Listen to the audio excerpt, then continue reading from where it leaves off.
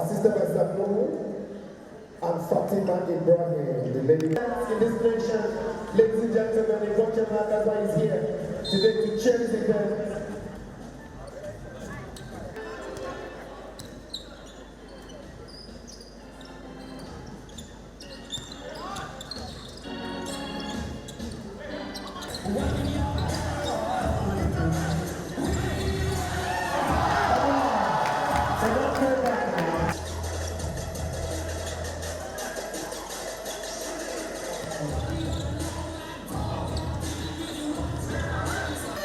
White Nigeria is the building.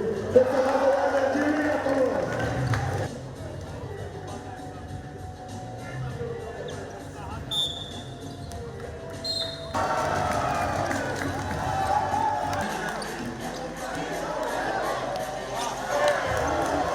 Come on.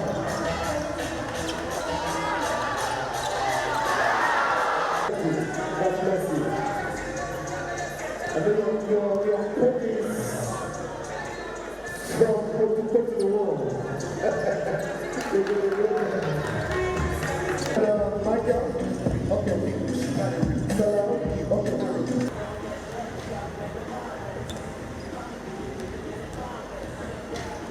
Come on! As soon as I hear one intro, let me throw it.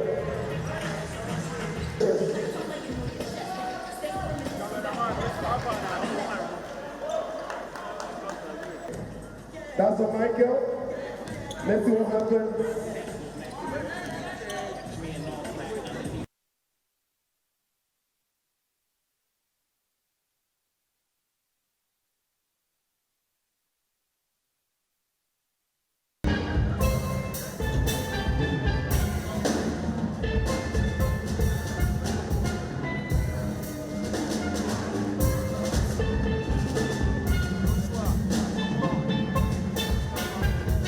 It's been great so far.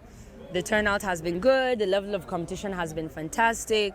The whole purpose of this event is to bring sports enthusiasts together to prioritize the development of sports in Nigeria, which was why we did it on Democracy Day. We wanted to pass a message saying that, you know, the development of Nigeria, where we are right now, should be bigger than our differences, and sports is such a uniting factor. So we really want to take seriously promoting our local grassroots talent, which is what we did here today.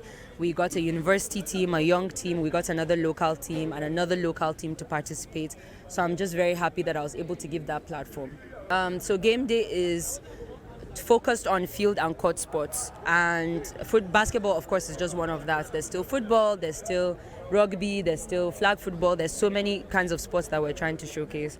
So this is definitely the beginning for us. We have a very big plan moving forward, and we just hope that everybody that's here today is around for that journey as well.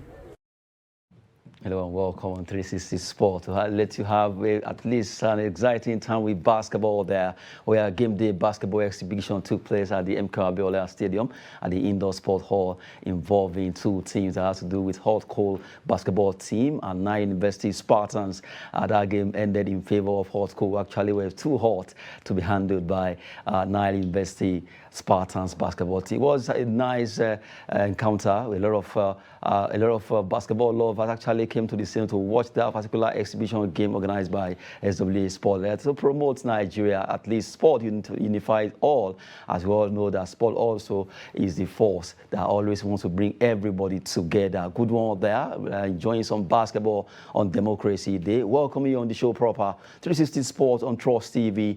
Let's roll about the stories around the world of sport, starting from, well, Nigerians are really making waves right now.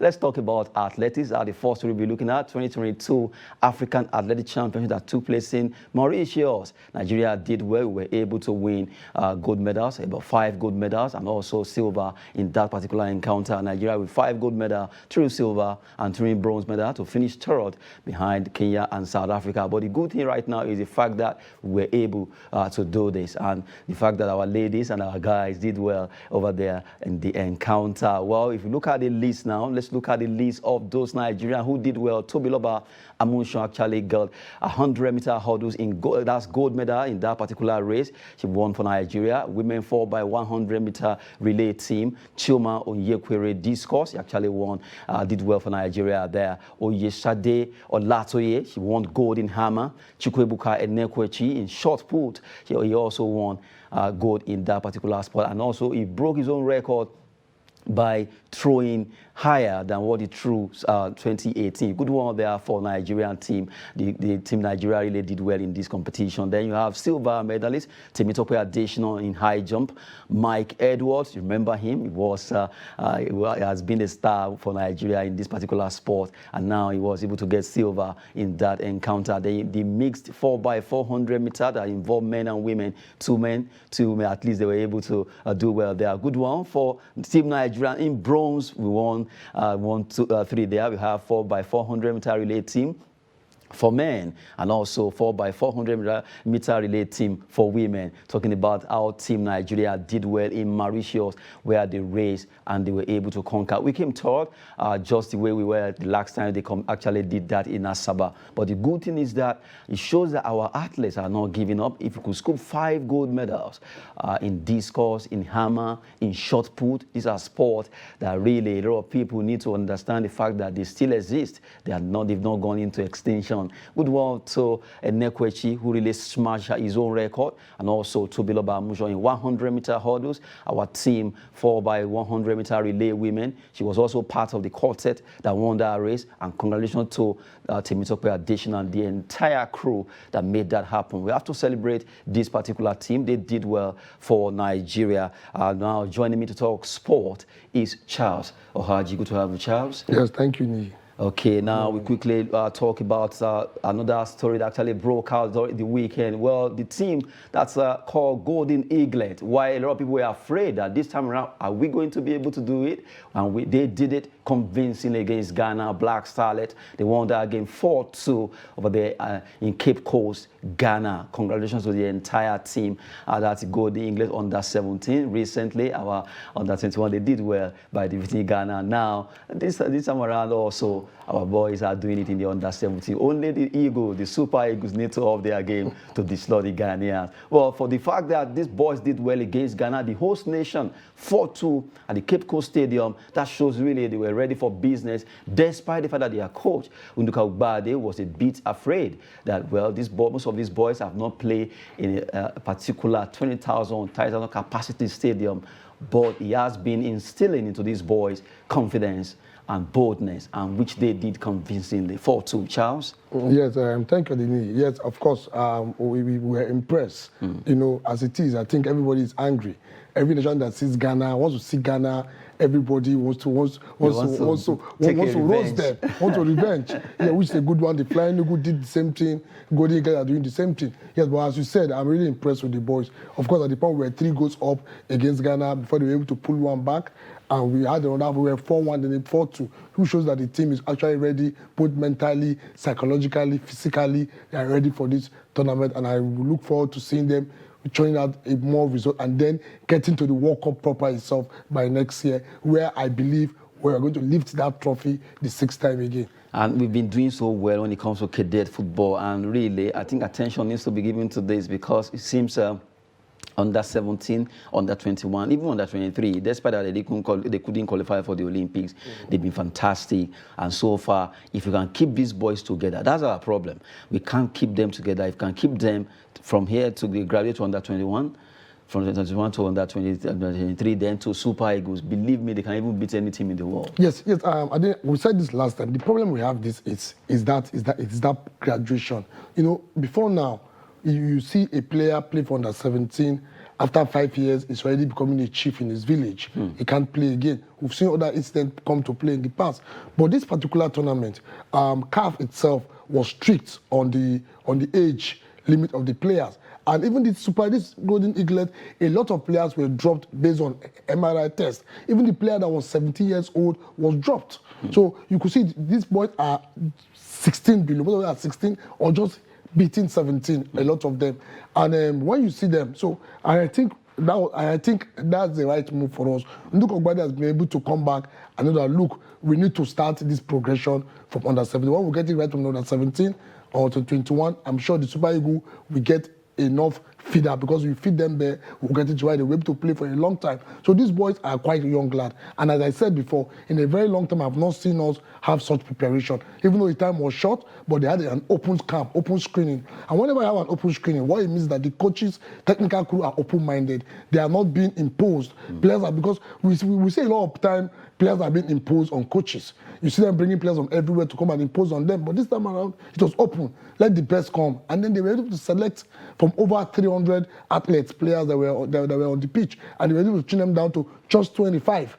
So you can see, I have no doubt, these boys they have will do us proud. And the age is quite excellent for me. The goalkeeper, the goalkeeper is the younger brother of Francis Uzor. Yes. The keeper keeping his younger brother. To be getting it right more than his brother. Of course, yeah, he's very young. It seems a young boy. That boy is just 16 or below. And the confidence they have, and you can see what they've done against Ghana. I mean, you know what it means to beat a team at home. In Africa, it's not the kind of support they enjoy at that stadium. At that stadium was massive for Ghana, and it was massive. But these boys were able to know that, look, we have business to come and do. We came here to prove that we can do this, and they've done that. So I think from now on, we are going to see that progression we've all been clamoring about over the years. Let's see under 17 graduate to under 20 and so forth. So with this Eaglet, I've seen that we've started getting it right at this place. So I must almost also commend the sport minister, because at a point he came out to say, look, we need to get it right now. It doesn't matter whether you lose, but let's build a team that we can feed the national team from there. And we've got it right this time, and so I think it's a good step for us to start. It's a good step for the Golden Eagles of Nigeria to have won that game 4-2 convincingly at the front of the host team. That is Ghana. What a way to go. Good one for them, and hopefully they will be able to defeat Togo as the team they'll be facing next. We wish them the best. At least let them take a coup from the Flying Eagles. Good one there. Now let's talk about our own league, Nigerian National League, well, where matches were played during the weekend, starting from match day 1, Group A1, I beg your pardon. We look at the result there, where Zamfara United defeated Sokoto United 2-0 in that game. We have Oyaspor losing to EFCC by a long goal. Mighty Jet, it was goalless against Yobe Desert Stars. City FC defeated El Kanemi Warriors to win their game. It was a battle of the top. Well, looking at the table there, that will be the only table we'll be looking at. Now looking at the table in Group A1, El Kanemi and City FC of Abuja are sharing the same point because of the loss to El Kanemi. City now, they've closed the gap. They have the same point, 28-28. But on goal difference on plus 14 to plus 7. That gap, a lot of goals has been scored by El Kanemi. So the battle line is drawn between the Abuja team, City FC, and El Kanemi Warriors of Maiduguri.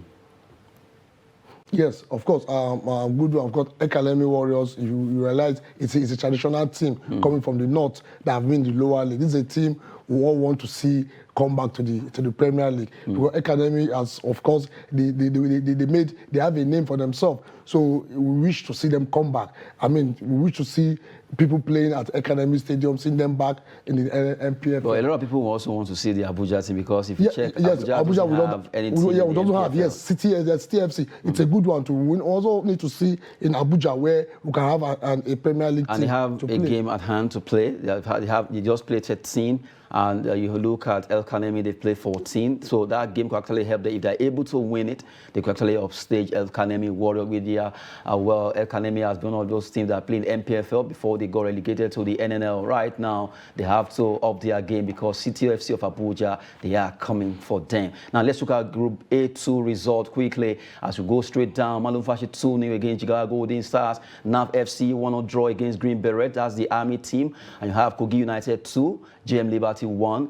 Adamawa United lost to Road Safety as Kebbi United play 1-0 draw against Doma United. Straight up to the Southern Conference, we look at Group B2 result now. Looking at the way the result is in the Group B1 rather. Van Dresser against J.A.Tete 0-0. It ended for the Lagos team. Bende Insurance did well in Benin, defeating Oshu United by 2-0. Ikorodu United won, and you have Adoration FC 0. Well, all the home teams actually won their game in this particular group. Giant Umbrellas, Campus FC, and Gateway United, all defeating the visiting team, Ibom Youth, Ekiti United, and also Abeokuta Stormers. Well, looking at B2 result now in the Sounder Conference, a good one for Sinosho, Ijebu United, and Otasolo FC, who won all their games. And you have Sporting Lagos playing 1-0 against Apex Crane. Go Round FC, they went round, but they could not get the win. It was 2-2 against Crown FC, who actually crowned it to make it 2-2, sharing the spoil against Go Round FC. And you have Rovers FC against Bayelsa United,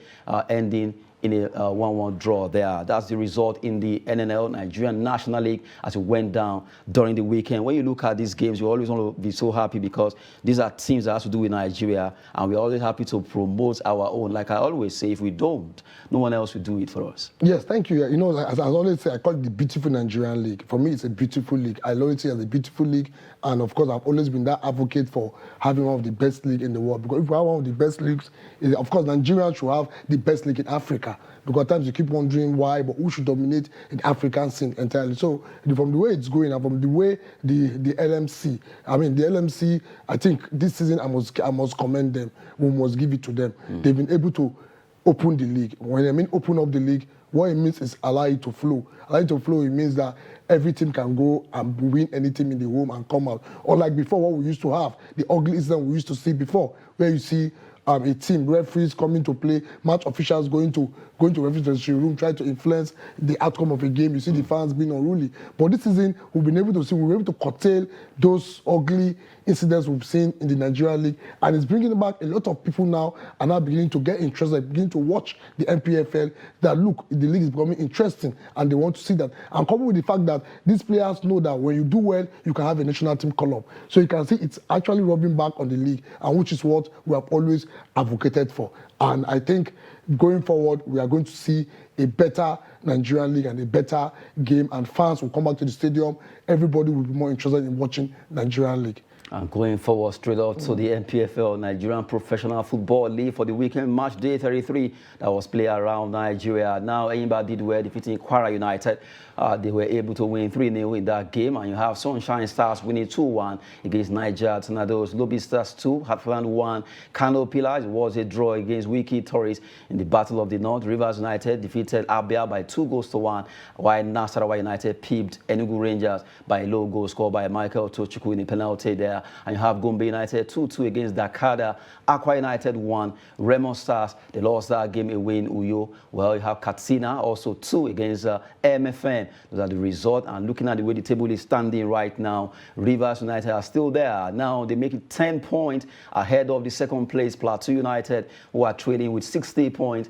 Rivers with 70 points. And you have Rangers having 51 alongside Enyimba International. Remo Stars are standing 5th with 50 points. Kwara United, Sunshine Stars, Aqua United in that pecking order. It's really getting very interesting right now because Kano Pillars are standing 16th on the law with 39 points with 32 games they've played so far. Niger Tornadoes, Dakada, Heartland, and MFM, they are going to be fighting for their lives. As I said, it's the beautiful Nigerian Premier League. You cannot, names don't play it right now. You have to, it's on the field. Unlike before where we play it outside the field. Before it's outside the field. Before you see, I've seen where officials tell a coach when they play, look, we know how we win matches. We just call you to just come and stand there. You don't need, we know how we win our games. That was in the past. But right now we'll be able to see the game on the field, translate on the field. For Kano Pillars, I'm quite worried for them. Heartland, and I'm quite worried for them that if they don't up their game, they may see themselves struggling for relegation. If you look they are at even struggling already. They're already struggling, 39. But the difference between the team below Heartland and the team Lobby Star is just 3 points. It's just one match, which means at the this table, anything can happen if any of them can win their game. From lobby down. It's 14. It's just one match. Or I think even it's just a game in hand. So you can see it's very, very, you cannot say who is going for relegation at this point. In 5 games to go, you don't know who is going yet. So they are all struggling. So, but Dakada, again, is a traditional team. I mean, they have a way of surviving.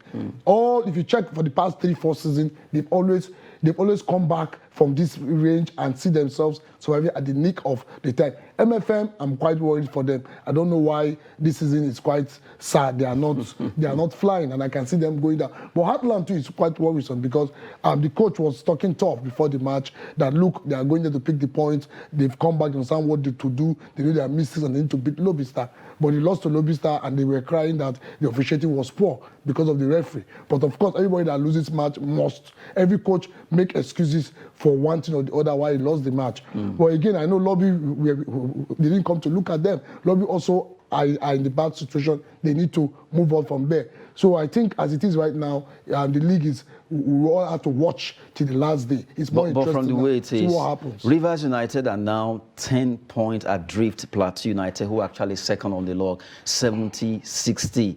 And if you look at that, you need to win 3 plus a draw before you can catch up with Rivers. Yeah. And now 6 matches, just 5 rather, 5 matches to go. Yeah. And those are 5 matches you actually gather 15 points. Yeah, 15 so points. if you minus 10 from 15, it's meaning 5. So all they need to do is just win 2 games. Win 2 more games. Yes, no, but as it is right now. Or 3 out of the 5. As it is right now for Rivers United, I think for me, as it is right now, the league is almost sealed because at this point they are. Now let me tell you what's going for Rivers United. Now, as it is right now, you see, football is run by a club, by management. The team have been able to make it easy for the players. These are teams that when they go for match, they don't go through that stress of going by road. I mean, they've been able to, they fly to match venues. It's reduced the stress yes, on the the stress players. of that traveling, bad roads. So they fly to match venues, and you see when they get to match venues, they are relaxed, they are okay, and it's not easy. It's easier for them to play. And again, having most of their players going to the national team against Mexico and Ecuador has also boosted the confidence in the team. So it has made other players sit up. They say, look, if 2 players from here can be in the national team, that means everybody here can make national team. What do? Let's keep our foot on the pedal, keep pressing hard, and we'll see what they will deliver. So for Rivers, I think they are almost home and dry. If they can keep, they're almost home and dry. In fact, I know winning 2 games, even at home, to come. Well, Rivers United are really coasting home now. 5 matches to go in the league, and right now they are topping with 10 points ahead of Plateau United, who are second. Well, that's MPFL for you. Very interesting. Now, let's talk about the big boys, as we call them. Super Eagles are ready. They'll be playing today against Tome and Principe in Morocco. That game will be coming up, and it will be a match that a lot of people want to see an improvement from what they did against Sierra Leone here in Abuja. They just have to up their game if they really want to do well in this competition. Yes, they actually have to up their games, because the truth is that it's not to win, as the coach said. When you win a game, you win a game, but you play well. When you're winning a game, you play good football. When you play good football and you win, it makes you, it gives the team more confidence, more morale. So against this team now, I expect the coach, there is this 3 R's we talk about in coaching.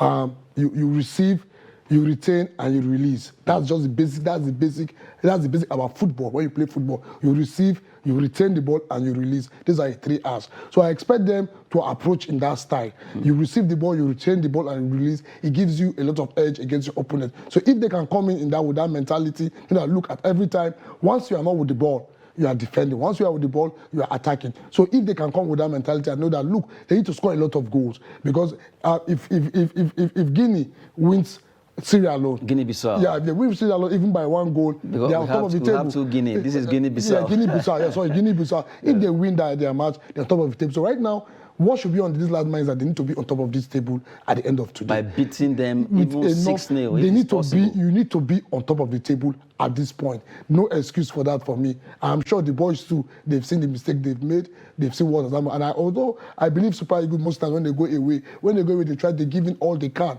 and they try to pick victory. So for the coach, I expect him to make a lot of changes in this team that is going to play today's match. The defense is quite worrisome. And if you check the Super Eagles, for the last 3-4 games, they've been considering early goals. Against Mexico, we considered early goal. Against Ecuador, we considered first.